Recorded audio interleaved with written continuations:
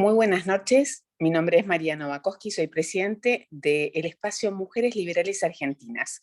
Esta noche tendremos con nosotros a un entrevistado que ya en el ambiente liberal es conocido, es el señor Alberto Medina Méndez, que aceptó tener esta entrevista de forma casi casual, y para charlar sobre el liberalismo social, si existe o si no existe como tal.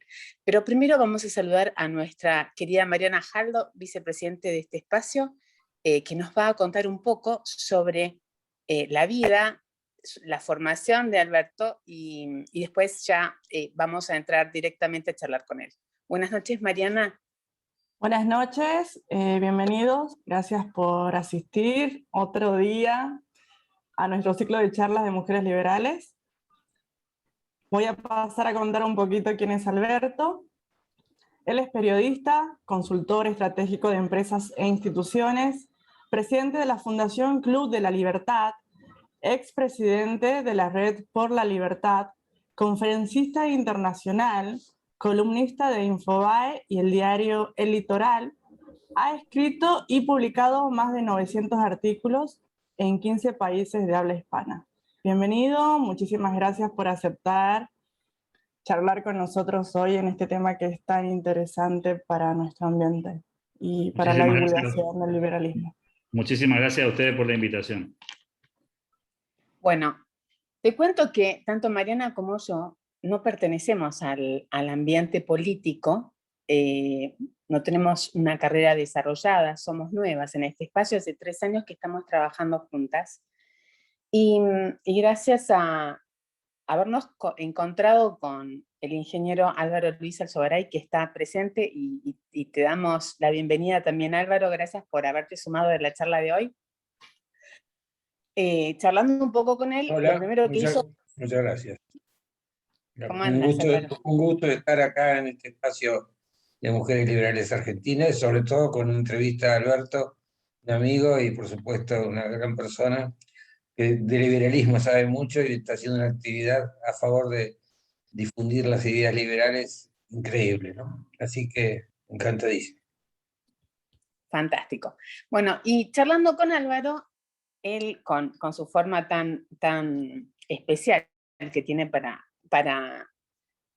tratar y para decir las cosas, en un momento determinado empezó a darme libros sobre liberalismo para que leyera, obviamente de su padre, en donde en el libro Experiencias fue la primera vez que yo escuché hablar sobre el término ordoliberalismo. Y empecé a leer sobre tal y me encontré con la Escuela de Friburgo y las políticas que el ingeniero Álvaro Carlos Alzogaray quería implementar en la Argentina sobre la economía social de mercado. Ahora, recuerdo cuando empecé a hablar del tema, charlando con determinados liberales, me decían, vos el término social no lo menciones, no lo menciones, porque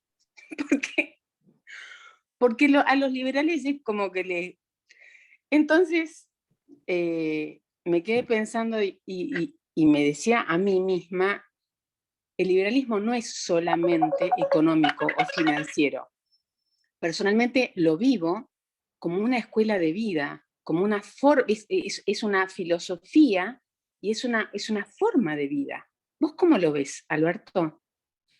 Yo comparto contigo, para mí el liberalismo es como una especie de paraguas que cubre y explica buena parte de las cosas que nos pasan.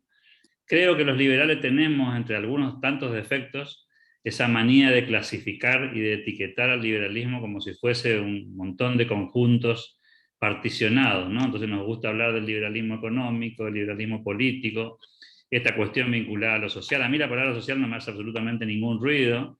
De hecho, creo que hay una apropiación de algunos sectores de la izquierda de muchas palabras que en realidad tienen un significado muy, muy superior dentro de nuestras ideas que fuera de ellas. Y esta es una, ¿no? La palabra social tiene una connotación para mucha gente que a mi juicio tiene que ver con una deformación de esa palabra. Si hay algo social en el mundo de la política, es probablemente el liberalismo, ¿no? Si consigue beneficios para una sociedad, para vivir en comunidad, si construye reglas para la convivencia, es probablemente la idea de la libertad las que mejor conjugan ese mundo en el que todos intentamos vivir en forma armónica. Así que a mí particularmente me parece que si la pregunta de tu entrevista central era esta, sí, claramente que existe, pero también debo decir que insisto en que no me gusta clasificarlo al liberalismo, me parece que es una manera también de achicarlo, ¿no? Es como, hay gente inclusive que se define así, ¿no? Yo soy liberal en lo económico, pero solamente en lo económico, soy liberal en la cuestión de los derechos individuales, pero no tanto en lo económico. Y me parece que el liberalismo es bastante más que eso. También es cierto que tenemos una tendencia, los seres humanos en general, a clasificar y a etiquetar todo, y a tratar de que esa caja estructural contenga absolutamente todo. Y ahí me gusta a mí un poco mencionar a Vargas Llosa, que a mi juicio es el que mejor definió este aspecto que quiero comentar, que es que el liberalismo es una palabra ancha, es decir, una palabra que tiene la posibilidad de incluir muchas facetas, muchas aristas, e inclusive, ¿por qué no?, muchas miradas que pueden parecer a veces antagónicas, pero que conviven dentro de las ideas de la libertad, porque nosotros no somos un dogma, no somos un conjunto de certezas. De hecho, somos un conjunto permanente de preguntas, y muchas de ellas sin respuestas. Pese a que nos gustan las certezas, el liberalismo no tiene certeza, y mucho menos certezas definitivas. Claro que eso es incómodo intelectualmente para mucha gente que le gustaría tener una especie de Biblia en la que podríamos todos mirar todos los días y revisar a ver quién está dentro y quién está afuera, ¿no? Pero es tan dinámico el pensamiento y tan dinámica la vida de las sociedades que los mismos liberales nos contradecimos con el paso de los años. Y nos contradecimos porque evolucionamos, no porque somos contradictorios, sino porque entendemos que hay cosas que superan a otras, digamos. Entonces me parece que esta palabrita, esta cuestión que tiene que ver con el liberalismo social, si le queremos poner ese título, está bastante cubierta, ¿no?, por nuestras ideas, y no deberíamos sentirnos tan incómodos con eso, María. Mira, yo estuve con una referente de tu club en un seminario que nos invitó la Fundación Naumann. Y asistiendo a este seminario este año sobre mujeres líderes en el mundo, escuché que la señora que daba la disertación, que era una alemana, nos contaba que para el 2075 tenían previsto que las mujeres teníamos que cubrir el 50% de los lugares de poder en el mundo, y que de los 190 países que hay en todo el globo terráqueo, solamente hoy 26 cumplen con este requisito.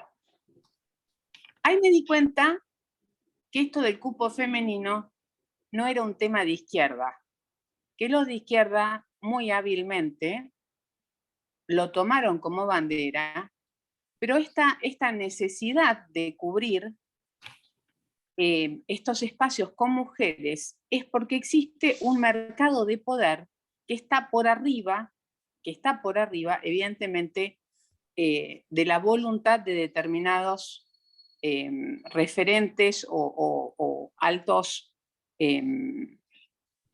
mandos políticos. Yo quisiera saber cuál es tu percepción al respecto. ¿Cuál es tu visión sobre este tema?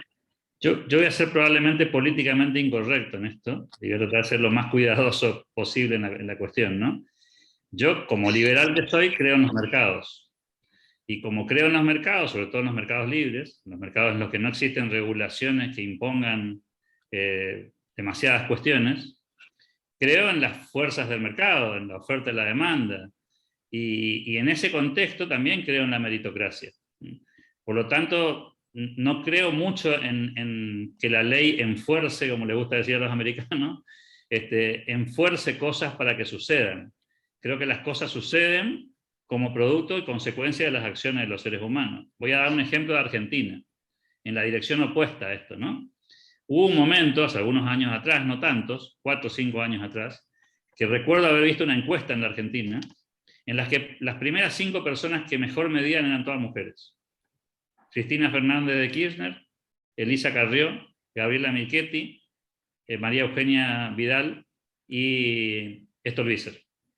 Es decir, no necesitamos una ley, ni porcentajes, ni nada que se le parezca para que las mujeres sean apreciadas. Es decir, no hay un sesgo, a mi juicio, un sesgo predictivo que hace que las mujeres sean descartadas, ¿sí? Per se. Y tampoco creo que deban ser aceptadas per se. Creo que sí deben hacer el esfuerzo que hace cada uno de nosotros, y en la medida que esa meritocracia se da, fíjense el movimiento que ustedes están organizando y que están llevando adelante con tanto esfuerzo, los espacios se abren a fuerza de esfuerzo, de fuerza de trabajo, y por supuesto que hay un sesgo machista en el mundo, que se está aplacando en tanto y en cuanto no las leyes enfuerzan esto, sino en todo caso las mujeres se han ganado legítimamente esos lugares demostrando sus propios talentos y capacidades. Hay muchas mujeres en el mundo que son primeras ministras, presidentes o están en la cumbre del poder, y no ha sido un impedimento ser mujer para desarrollar esa tarea, ¿no? Y por el contrario, hay varones que han hecho las cosas bastante mal, o sea que tampoco es un mérito en sí mismo, a mi juicio al menos, el género. Yo creo que le hacemos flaco favor a las mujeres cuando forzamos la mano, ¿no? Cuando le hacemos trampas al mercado.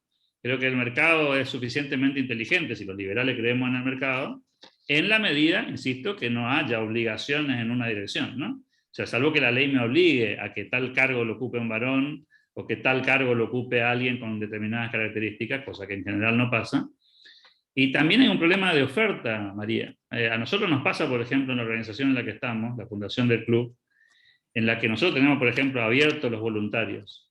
Y hoy debemos tener alrededor de un 25% de mujeres probablemente. No hay ningún límite de ninguna naturaleza, ¿sí? Hay menos oferta. Es un problema de mercado en todo caso, ¿sí? Sería muy mala idea de nuestra parte que el 25% de las voluntarias se convierta en el 50% de la conducción, porque sería tergiversar el mercado. O sea, sería violar el sistema de representación. Y cuando nos toca elegir personas que conducen equipos de trabajo en el club, yo tengo varias mujeres que lideran equipos, por ahí veo alguna también, dicho sea de paso, que están al frente de equipos en el club, nadie pregunta si es mujer o es varón. En todo caso nos preguntamos si la persona es la adecuada para llevar adelante una tarea por las características de la tarea, ¿no? Y creo que ahí tenemos que ir rompiendo nosotros los prejuicios y abriendo la cabeza, y no caer, por supuesto, en la trampa de decir que como es mujer no lo va a poder hacer, digamos, que también hay de eso seguramente, ¿no? Yo tengo como profesional, digo, trabajo todo el tiempo con mujeres empresarias, con mujeres líderes. Me tocó en mi época de trabajador en relación de dependencia trabajar con muchas mujeres. Mi gerente, yo trabajé en una empresa durante 14 años, una multinacional, y mi gerente era una mujer. O sea, la persona a la que yo reportaba era una mujer durante esos 14 años, ¿no? Una mujer de enorme capacidad. O sea que tengo cero prejuicio con eso, al contrario. Pero también creo que es peligroso forzar la mano. Creo que lo que hay que hacer sí es abrir los espacios, lo que sí hay que hacer es abrir la cabeza, y hay que generar esos espacios para que se produzca el fenómeno de mercado de una manera espontánea y natural, digamos. El otro día armamos un panel, te cuento como dato de color, ¿no? El otro día armamos un panel, y después de que armamos el panel nos dimos cuenta que las 3 que pusimos como oradoras eran mujeres. Es decir, pero no fue un acto deliberado, sino Fue que espontáneo. fue espontáneo. Che, ¿quién sabe de este tema? Fulanito sabe mucho de tal tema, y esta fulanita sabe mucho de este otro tema, qué interesante, mirá qué experiencia que tiene. Y terminamos de armar el panel y las 3 eran mujeres. Pero las 3 eran varones. Y yo digo que hay que tratar de evitar el juego ese peligroso de decir, no, como son 3, fíjate si pone alguna mujer para que las mujeres queden representadas, porque eso para mí es violentar un poco lo espontáneo, lo natural, y forzar la mano, ¿no? Y sobran mujeres meritorias, no te voy a explicar a vos, María, cómo funciona eso. Y en todo caso, insisto, el juego es abrir el espacio, abrir el juego, y evitar caer en la trampa de los cupos. Yo particularmente en lo personal, y es una opinión obviamente controversial y opinable, no soy amigo de los cupos, de ningún tipo de cupos, ¿eh? Ni del 30, ni del 50, ni del 20, ni del 80. Creo que es un tema de méritos, y que cuanto más meritorios sean los jugadores, la cuestión de género, incluido esta visión más contemporánea y moderna respecto de las elecciones sexuales, tampoco me preocupa. No me gusta lo de Biden, por ejemplo, no me gusta eso de armo un gabinete y me fijo a dónde pongo a la mujer, y a dónde pongo al varón, y dónde pongo un transexual, y dónde pongo... Porque eso es forzar la cosa. O sea, yo no eligió a los mejores, eligió a las personas por el género. Y elegir a las personas por el género entonces significa no elegir a los mejores, porque forzó la situación, no eligió al más calificado, ¿no? Alberto, te hago una consulta. Vos sabés que tengo en mi núcleo de amigas, como te conté, que son profesionales, algunas que son del interior. Vos perteneces a la provincia de Corrientes, que entiendo es una provincia de corte conservadora, ¿sí? Sí, por supuesto. Tal vez me equivoqué, por eso te elijo a vos para que me respondas esta pregunta. Yo quiero entender, porque hablando con ellas me decían, mira, yo para estudiar arquitectura me tuve que venir a Buenos Aires, para hacer lo que quería, me tuve que venir a Buenos Aires porque en mi casa me querían casar y que yo reprodujera el modelo de mi mamá, por ejemplo. Y bueno, se vinieron a Buenos Aires a hacer lo que en Corrientes no podían hacer. Pero esto que pasaba en Corrientes pasaba en Buenos Aires también, y pasa en Buenos Aires aún hoy. Mi pregunta es, ¿por qué aún existe el conservadurismo en pleno siglo XXI? Y va más allá de la pregunta en sí, me pregunto si está ligado al temor del cambio, al temor de la pérdida de lo que uno va a tener que decidir frente a una toma de posición, o si es no poder enfrentar la realidad. ¿Cómo es que en pleno siglo XXI todavía hay gente que está respaldada o se asocia con esta forma de pensamiento? Interesantísimo el comentario y el planteo, que por otro lado comparto.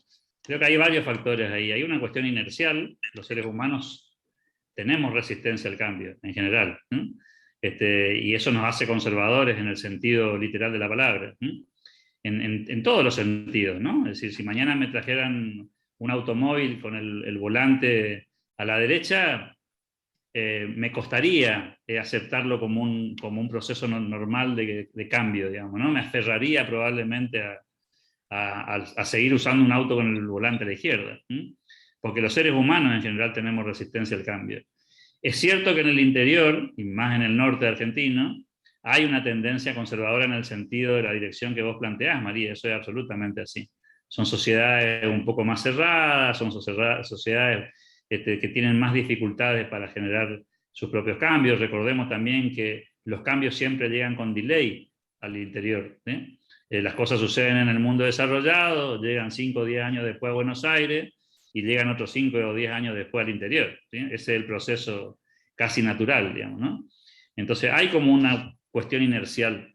A mí el conservadurismo como tal no me molesta en tanto y en cuanto no sea obligatorio, ¿no? O sea, en tanto y en cuanto no me fuerce a mí a seguir esas reglas. Y valoro la gente que no se quiere salir de sus moldes, tendrá su motivo. De todas maneras hay una inercia hacia la evolución. Gloria Álvarez suele usar un ejemplo que me gusta mucho, más allá que yo hay cosas que con ella no comparto, pero hay una figura que utiliza que a mí me parece muy descriptiva, que es que las sociedades contemporáneas, los jóvenes de hoy, son menos homofóbicos, menos xenofóbicos, menos racistas, más apegados al ambiente, más abiertos que nosotros. Y si comparamos nosotros con nuestros padres, seguramente también nosotros somos en ese sentido más evolucionados, más abiertos, más dispuestos a aceptar cambios. ¿Sí? Alberto, pero Sí.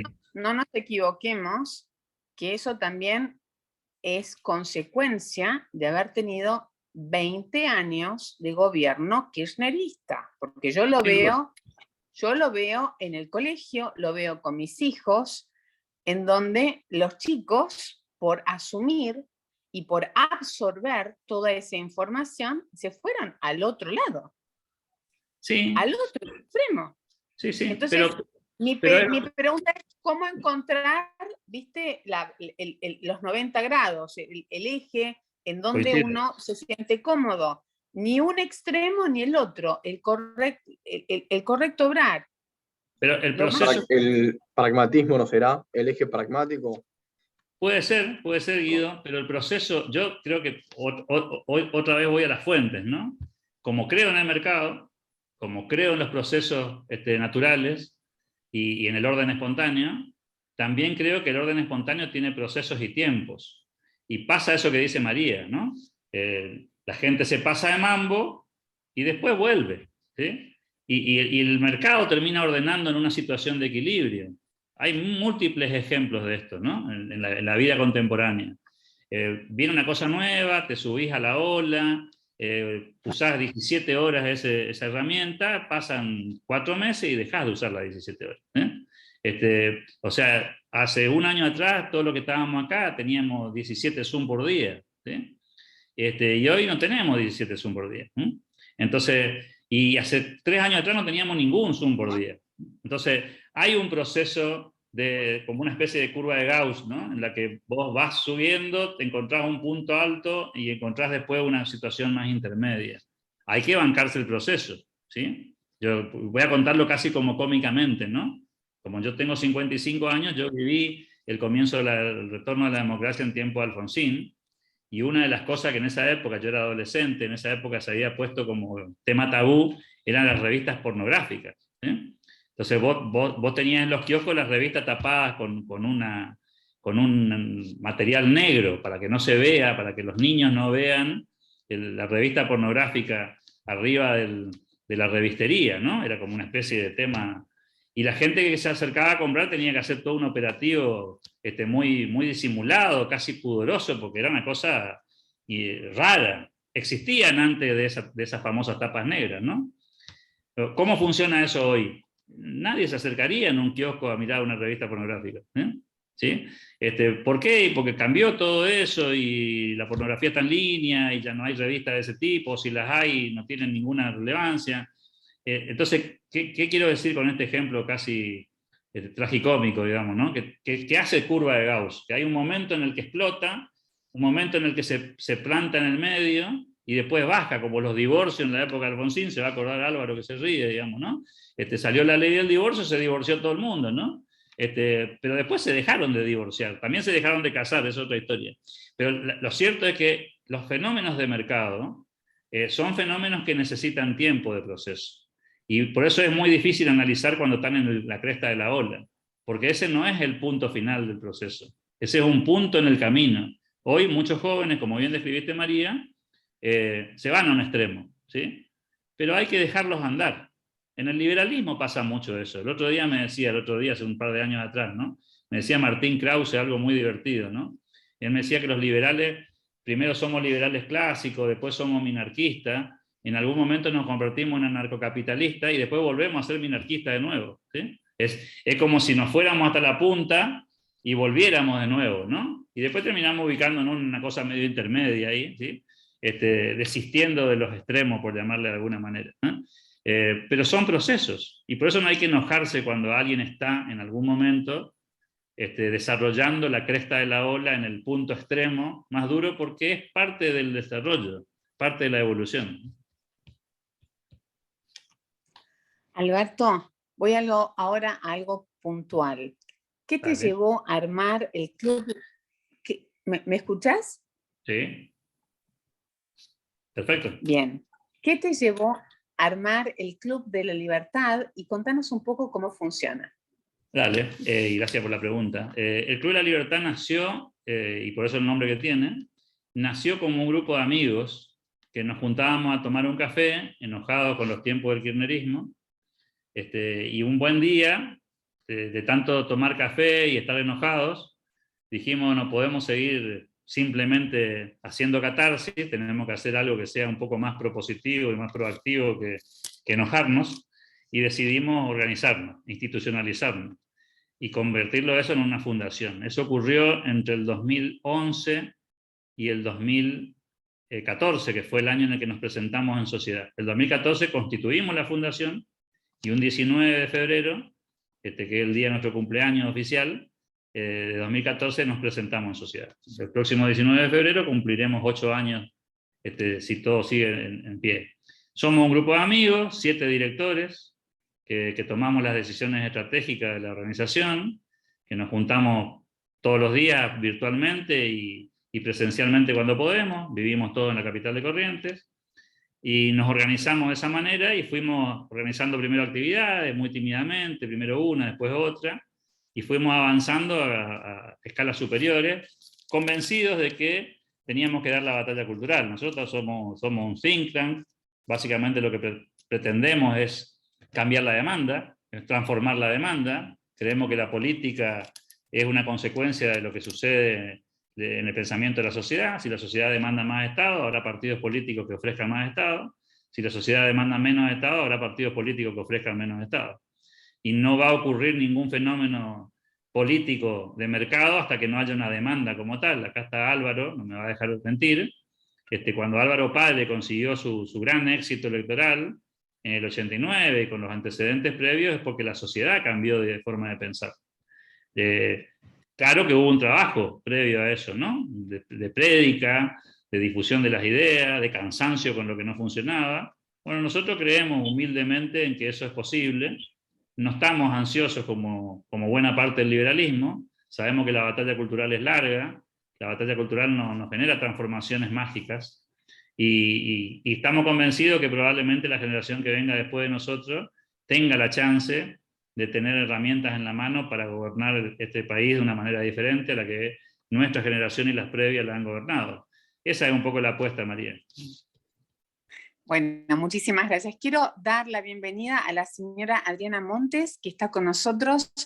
Es la mano derecha de la señora Patricia Bullrich, que está en Juntos por el Cambio. Muy buenas tardes, Adriana. ¿Cómo estás? Hola, gracias por la invitación. ¿Qué tal? ¿Cómo les va? Bueno, muchas gracias, María, por la invitación. Bien, por suerte bien. Bueno, hablando de mujeres luchadoras, bueno, y de mujeres con capacidad, porque eso tiene que ver mucho lo que dijo recién Alberto, ¿no? Las mujeres tenemos que ganar el espacio por capacidad, por conocimiento, y no por el cupo. Totalmente de acuerdo, totalmente de acuerdo.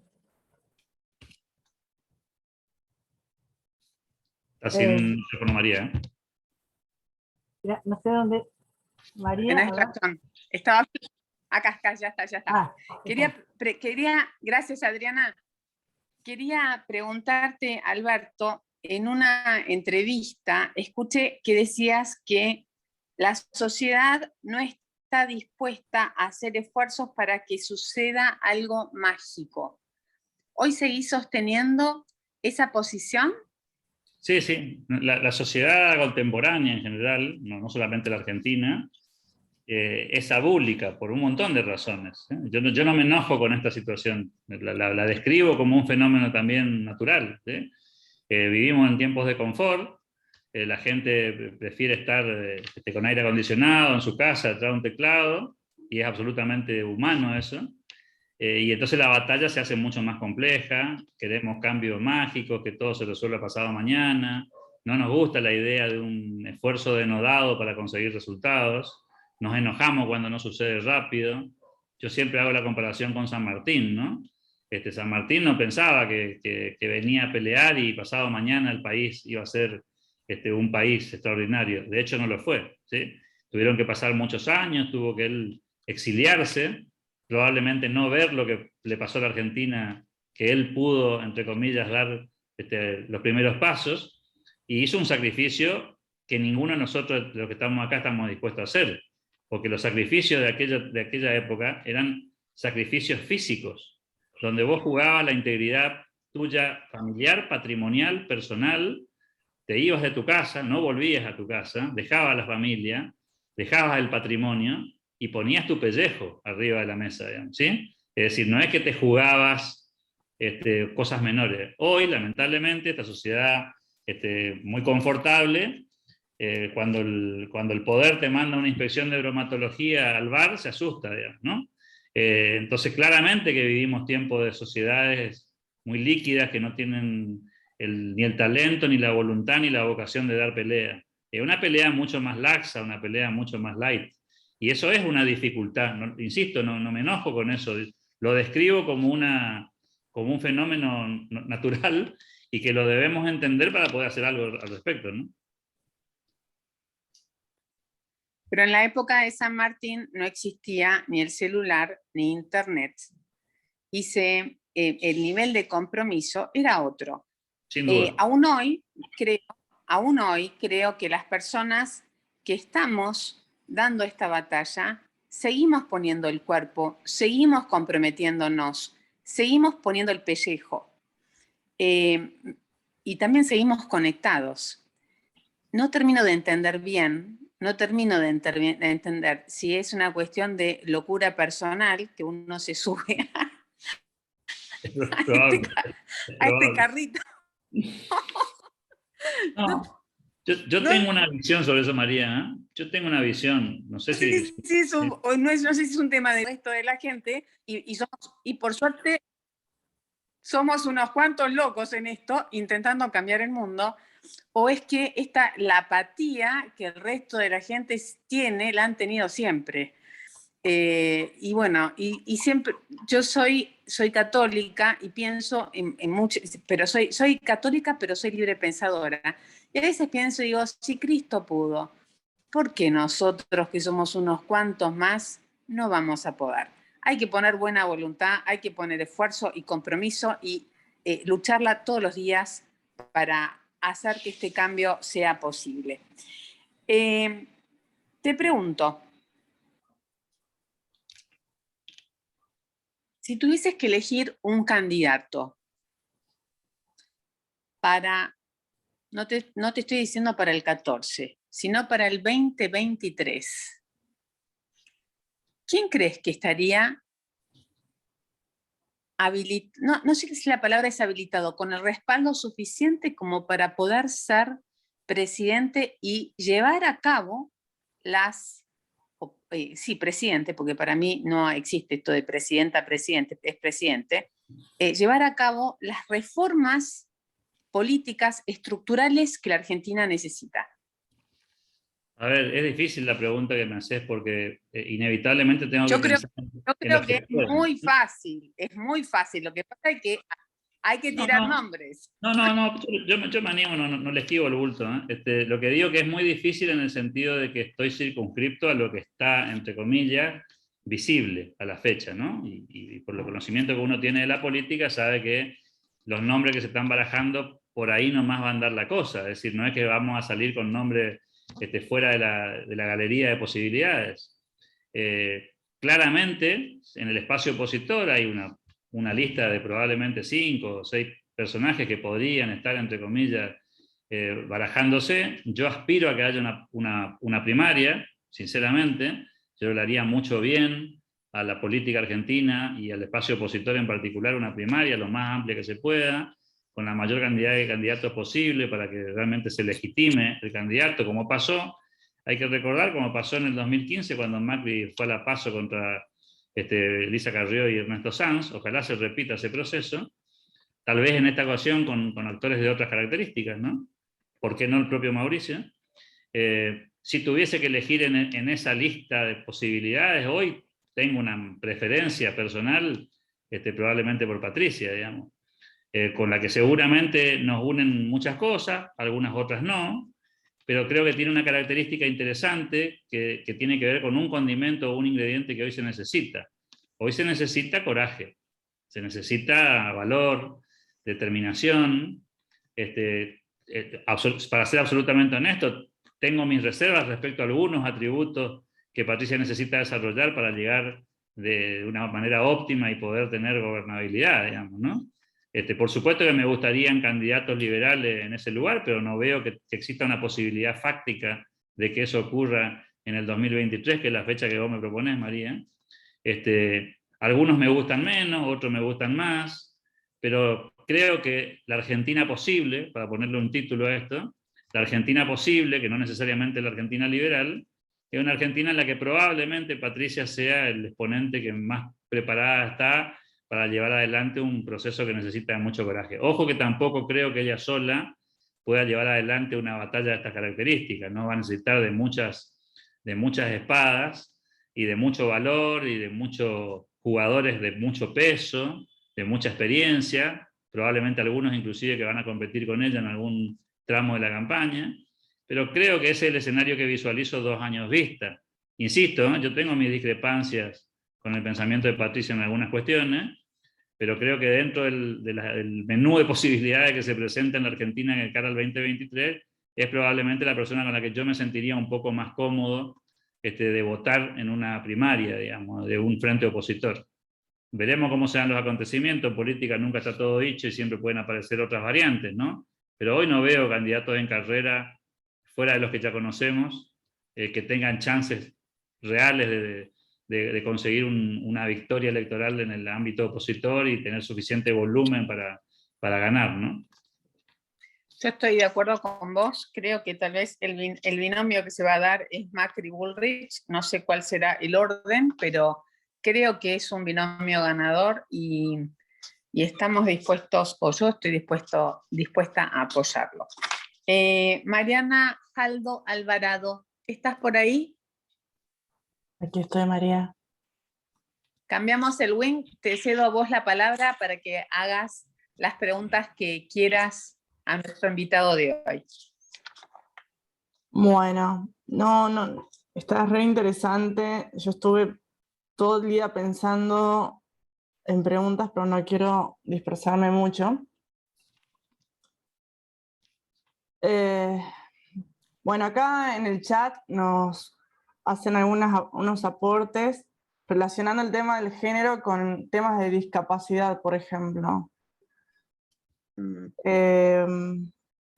Bueno, no nos dejaron otras preguntas. Yo estoy pensando en el tema de los ambientalistas. Justamente estoy terminando de cursar mi doctorado en economía y uno de los temas que surgen como oportunidades es el tema de las externalidades. Y justamente esta semana que se habla tanto del tema de las energías renovables y estas oportunidades de inversión con hidrógeno, en lo que es la discusión en Twitter veo como un enfrentamiento entre los liberales y los ambientalistas. En temas, por ejemplo, de ciclovías, de reducción de la circulación de los automóviles con respecto a las bicisendas. Y entonces quería preguntarte, Alberto, ¿qué opinas sobre esas, digamos, esas nuevas, son líderes de movimientos que surgen en la sociedad y especialmente en los jóvenes con los temas de ecología, temas verdes? A ver, yo vivo en una provincia con un movimiento ambiental muy fuerte por las características propias de Corrientes, ¿no? Corrientes es una provincia con muchos recursos naturales, con muchas maravillas naturales inclusive, como el caso de los esteros de Liberá. El debate ambiental en mi provincia es muy grande, digamos, así que estoy muy acostumbrado a esa discusión. Tengo una posición sobre el tema, una posición marco, digamos. Me parece que Argentina y particularmente los jóvenes tienen una tendencia a importar una agenda que está fuera del foco de la agenda local, digamos, ¿no? Cuando hablamos de medio ambiente, nos tenemos que acordar que el hombre el ser humano es el centro de preocupación de los seres humanos respecto al medio ambiente. Cuando vos tenés 50% de pobre, tu primer problema ambiental es la pobreza. Tu primer problema ambiental no es la polución. Tu primer problema ambiental es que la gente no come, ¿sí? Vos no podés darle prioridad en el debate, de la discusión, a la cuestión, entre comillas, de las energías renovables cuando tenés gente que no se alimenta, ¿sí? Porque eso es estar desubicado en tiempo y espacio. Que los finlandeses, que tienen un ingreso per cápita 10 veces superior a nosotros, estén discutiendo esto, me encanta, ¿sí? Me parece fascinante, ¿sí? No tienen problema de empleo, no tienen problema de desarrollo. Entonces, es como si yo en una casa, en un rancho, le dijera a un señor que vive en mi provincia, en situaciones de pobreza, que el problema que él tiene es que no compra grifería de marca X, ¿sí? Es como está desubicado, ¿no? Es como estar fuera de la realidad. Yo creo que Argentina tiene ese problema, ¿no? Creo que Argentina tiene el problema de importar agendas ambientales falsas. En mi provincia, por ejemplo, hay 500.000 hectáreas plantadas de árboles. Es la zona más verde que tiene la República Argentina por muerte, en forma aplastante, digamos, ¿no? Si vos querés hablar de respirar aire puro, se ríe ahí Gabriel porque sabe que lo que estoy diciendo es cierto. Si querés respirar aire puro, podés venir acá a la provincia de Corrientes, que va a respirar un aire extraordinario, porque árboles tenés por donde vos quieras, ¿eh? Y sin embargo tenemos discusiones ambientales, casi ridículo lo que está pasando, ¿no? Porque si hay un lugar ambientalmente sustentable, son los lugares donde vivimos nosotros, ¿no? Entonces ahí te das cuenta que mucha de la discusión sobre los temas ambientales están traspoladas de otras sociedades que están discutiendo esos temas porque tienen otros temas resueltos. Nosotros vivimos en uno de los países que tienen las 3 inflaciones más altas del mundo. O sea, nosotros vivimos con problemas que el mundo no tiene, ¿sí? Y estamos preocupándonos por problemas que el mundo está discutiendo porque ya tiene resueltos los problemas que nosotros no resolvimos. Nosotros tenemos 50% de pobres, tenemos 50% de inflación, tenemos un déficit galopante, un Estado que imprime papel pintado, que empobrece todos los días a la gente, pero a nosotros nos preocupa las energías renovables. Una cosa medio fuera de sintonía, a mi juicio, como liberal lo digo, ¿no? Por otro lado, tampoco conocemos cómo funciona el sistema económico y el ambiente en Argentina, que es mucho más sustentable de lo que ustedes se imaginan. Muchísimo más sustentable de lo que ustedes se imaginan, ¿sí? Porque nosotros no tenemos incidentes, acá no pasó Chernobyl, ¿eh? O sea, Argentina no tuvo Chernobyl. Argentina no tuvo incidentes dramáticos con la cuestión de la contaminación ambiental. No hay antecedente en Argentina de volumen, digo, de relevancia, que amerite que nosotros nos dediquemos a ese tema con tanta energía como algunos quieren ocuparse. Yo creo que es una agenda trastocada. Mi opinión es que Argentina tiene una lista de prioridades que empieza por la pobreza, y que es el primer problema ambiental que nosotros tenemos que resolver. Cuando tengamos la pobreza que tiene Chile, discutamos si quieren polución, contaminación ambiental, regulaciones. Ahora, discutir eso en un ambiente en el que tenés gente que no come, a mí personalmente me parece una desproporción. Y creo que es un debate que a los liberales no les gusta dar, porque les gusta estar más cerca de las posiciones finlandesas, digamos, ¿no? Para hacernos los modernos y hacernos los sustentables. Yo les garantizo que el sistema productivo en Argentina es mucho más sustentable que en muchísimos otros países de América Latina. Y no lo es por casualidad, lo es porque conviene. Lo es porque justamente el sistema económico le conviene ser sustentable. A mí como consultor me toca trabajar con empresas que trabajan la sustentabilidad productiva. Y yo sé cómo toman las decisiones. Y las decisiones las toman con un sentido muy lógico. Y paradójicamente, el sentido lógico es muy sustentable ambientalmente. No es insustentable, es muy sustentable. Entonces me parece que ahí... Sí, sí. Te hago una consulta, te hago una pregunta, y va a ser la última. Quiero dejarle lugar a la audiencia para que participe también, pero no puedo no hacértelo. Sé que sos docente, y me pregunto, esto de la sustentabilidad, ¿por qué crees que no se enseña en las aulas? Excelente pregunta. Primero porque creo que hay un sesgo ideológico en la academia muy potente, ¿no? El sesgo es antiempresa, el sesgo es anticapitalista, y como ese sesgo anticapitalista predomina porque hemos perdido la batalla cultural, porque Gramsci tenía razón, porque tomaron nota de lo que dijo Gramsci, y se metieron en las universidades, y se metieron en el sistema educativo, y controlan la currícula, y entonces claramente nosotros venimos en desventaja cuando los chicos del primario, secundario y de la universidad acceden a información donde le dicen que las empresas contaminan, son malas, meten agroquímicos, los peores del mercado, etcétera, etcétera, cosa que aparte que atrasa un montón, porque eso no tiene que ver con el mundo actual, tiene que ver con un mundo que ya pasó, y que está absolutamente superado. Pero perdimos la batalla ahí, María. Y como perdimos la batalla ahí y no nos metemos en la universidad y no nos metemos en la docencia y no damos la pelea ni siquiera en nuestras familias, en la mesa familiar, porque somos más educados, porque no queremos confrontar, etcétera, etcétera, terminamos cediendo territorio y aceptando palabras que no se ajustan a la verdad y que terminan convirtiendo al cerebro de nuestros niños en una esponja que lo único que escucha es esa campana. No hay otra campana, ¿sí? Cuando vos los llevás en mi provincia a los niños de una escuela a ver cómo trabaja el campo y cómo produce alimentos del campo, ¿sí? Se contrasta la realidad con lo que escucharon. Y entonces dicen, pero ¿no era que acá el río estaba todo contaminado? No, no. El río no está contaminado, ¿sí? Y si tiene una contaminación, es la contaminación que trae el propio río de otro lado, no de lo que hacemos nosotros acá, ¿sí? Entonces, ahí se encuentran con que lo que le dijeron en la escuela no es cierto, que era una fantasía. Pero para eso tienen que ir a conocer sus propios lugares. Y ahí, y con esto cierro, María, ahí tenemos un enemigo. Los que vivimos en capitales de provincia, los que vivimos en grandes ciudades o en grandes concentraciones urbanas, los porteños ahí lamentablemente se llevan el premio mayor, están muy desconectados del sistema productivo, ¿sí? Como están muy desconectados y no lo ven funcionar, se lo imaginan. Y al imaginárselo, tienen una dificultad de contacto con la realidad y obviamente son más propensos a comprar esta idea de que los que producen irresponsablemente, generan desecho industrial, lastiman el medio ambiente, dañan el planeta, esta pavada que escuché en estas horas del contrarreloj del planeta, cosas absolutamente desproporcionadas con lo que está sucediendo en el mundo, que está alimentado por gente que tiene intereses económicos directos, y que está alimentado por gente que tiene intereses económicos vinculados a la defensa del medio ambiente, ponerle la comilla así, ¿no? Y la defensa del medio ambiente significa que le tenés que pagar sueldos para que defiendan el medio ambiente, ¿no? Casualmente, ¿sí? Casualmente reciben sueldo y casualmente defienden el medio ambiente, ¿sí? Entonces, claro, en realidad es una pyme, es un negocio, ¿eh?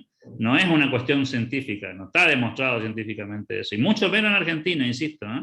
Argentina en eso lidera en un montón de terrenos, ¿sí? Contra lo que pasa en otros países de América Latina, donde sí podemos discutir este asunto. Pasa en Ecuador, pasa en Brasil, pero en Argentina es muy marginal el fenómeno del daño medioambiental potente, ¿no? Estamos hablando, daño al medio ambiente le hace todo. Yo vivo te estoy hablando de un departamento, esto alguna vez habrá sido una huerta, antes de ser un edificio, ¿eh? Así que acá algún daño le hicieron al medio ambiente para hacer el edificio en el que yo vivo, y en el que están ustedes en su casa también. Hace cientos de años habrá sido otra cosa, digamos, ¿no? O sea, daño ambiental hay siempre, no es que no existe el daño cero.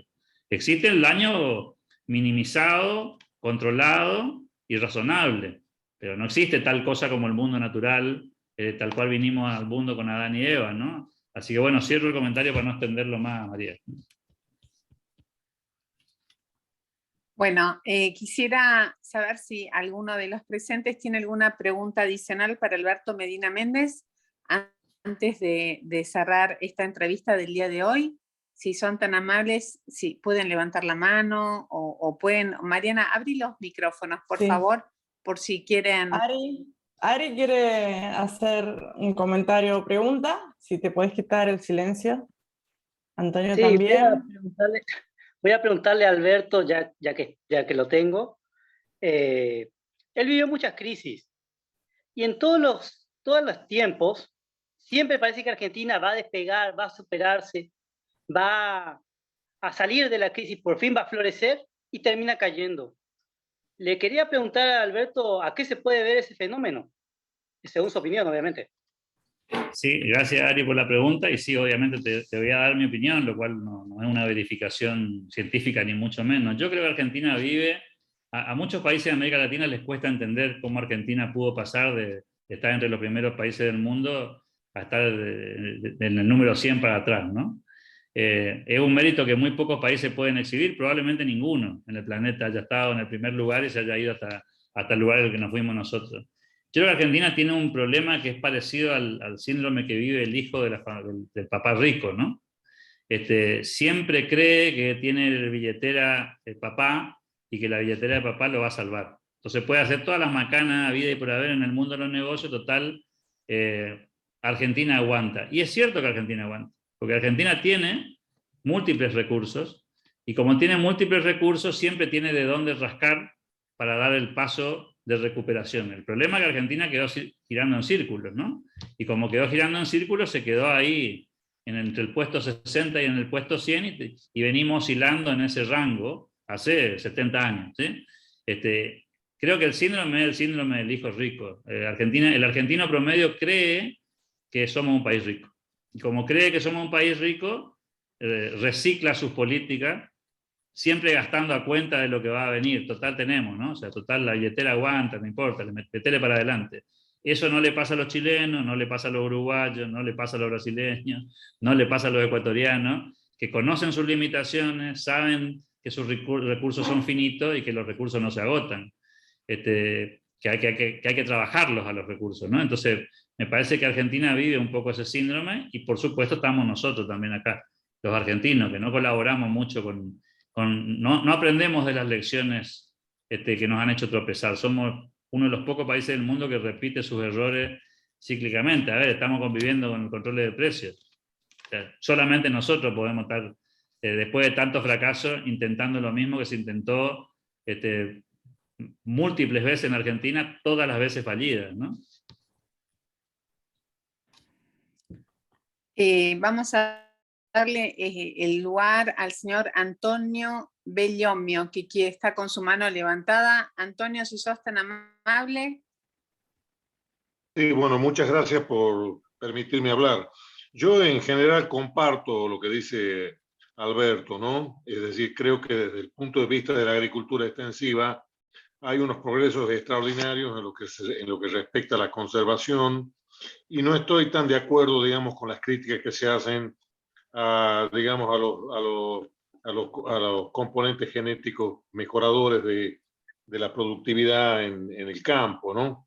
Es decir, yo en general creo que efectivamente hay un sector del agro que es sustentable y que hace muy bien las cosas, ¿no?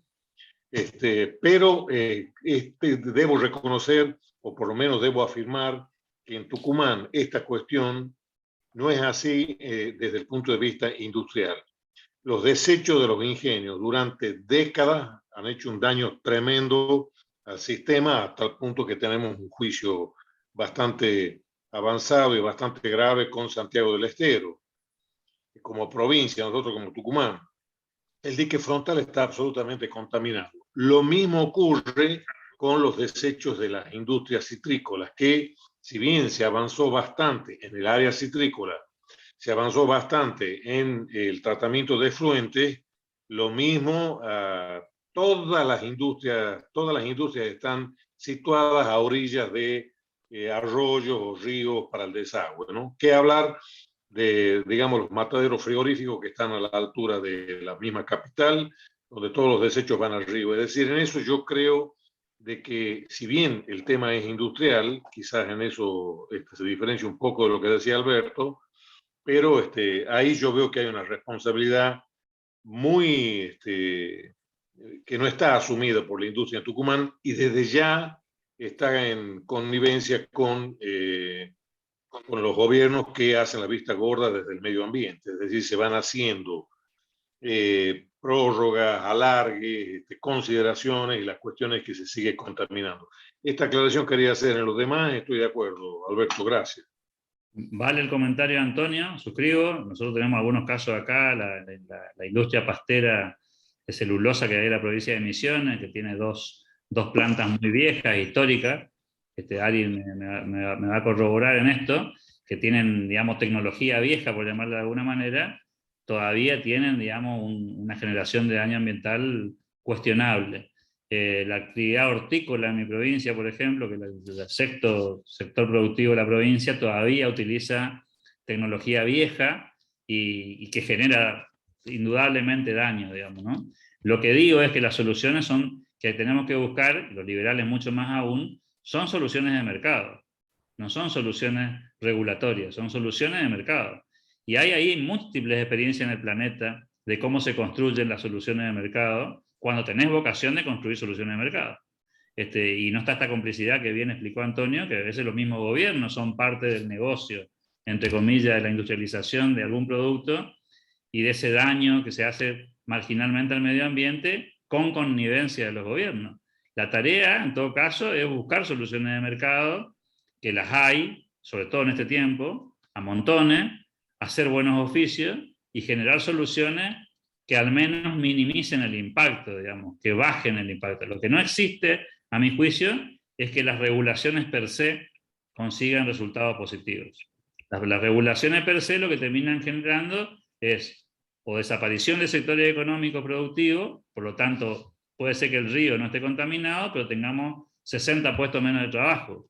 Y bueno, hay que poner la balanza ahí, ¿sí? ¿Qué queremos, no? O sea, ¿cuál daño ambiental estamos dispuestos a pagar? Por eso introduje la variable ser humano en el tema ambiental. El tema ambiental no es solamente el río, la basura industrial, los residuos. El daño ambiental también es la pobreza. O mejor dicho, primero es la pobreza. Una persona que no puede alimentarse es un daño ambiental mucho menos admisible que un río contaminado, por ejemplo. Y eso me parece que es importante ponerlo en la balanza porque en general en la discusión ambiental el hombre no aparece en la ecuación. El empleo no aparece en la ecuación. El desarrollo económico no aparece en la ecuación. Y el desarrollo económico es la clave del equilibrio ambiental. Y ese es un debate que no le gusta dar a los ambientalistas porque en general quienes defienden estas ideas la pasan bastante bien económicamente. Entonces, salvo algunos otros que son utilizados ideológicamente y seducidos con la idea de amar al planeta, pero que no entienden cómo funciona el sistema productivo. Entonces, me parece que el equilibrio, y los liberales que somos amantes del equilibrio y la armonía deberíamos entenderlo más rápidamente, tenemos que aprender un poco más sobre esto, entender y empatizar mucho más con quienes sufren las consecuencias del no desarrollo, del subdesarrollo. El subdesarrollo es tal vez el daño ambiental más potente que una sociedad le puede hacer a su comunidad. Si entendemos esa lógica, vamos a encontrar soluciones. Bueno, Alberto, si me permite, esta idea que usted acaba de decir me parece, además de impactante, muy cierta, porque en realidad es un problema medular, este tema de la pobreza y del atraso de los pueblos. Entonces, efectivamente, me parece, comparto y me gusta mucho la figura, que primero tenemos que abocarnos a temas que tienen mucha más trascendencia de lo humano, ¿no es cierto?, ante el tema, entre comillas, ya ambiental, ¿no? Gracias, disculpe la interrupción. Nada más, al contrario, bienvenido. Bueno, yo quiero agradecerte, Alberto, me encantó haberte conocido, me encantó haberte tenido en nuestro espacio, en nuestro living de Mujeres Liberales Argentinas. No va a ser la última vez que te vamos a invitar y bueno, seguiremos trabajando juntos por ver a nuestra Argentina dentro de un ambiente liberal como nos merecemos como sistema de gobierno. Mil gracias por estar y por haber cumplido con gusto, de forma suelta y con luz este espacio. Muchas gracias por haberte compartido. El agradecido soy yo, María, y permitime alentarlas a que sigan trabajando. Tenemos mucha tarea por delante, ojalá podamos interactuar y generar espacios compartidos. La predisposición nuestra está. Así que gracias de nuevo por la oportunidad, un saludo enorme a todos los amigos que nos acompañaron hoy aquí y gracias por tu gentileza y tu hospitalidad. Les cuento que el día 12 de noviembre va a estar con nosotras la señora Diana Mondino. El tema que vamos a tratar es el siguiente: Argentina 2022. ¿Salimos del pantano? Los espero que tengan una muy linda noche. Gracias, muchas gracias. Buenas noches. Gracias, saludos. Gracias. Muchas gracias por todo, muy interesante. Un abrazo desde San Juan. Gracias, muy lindo.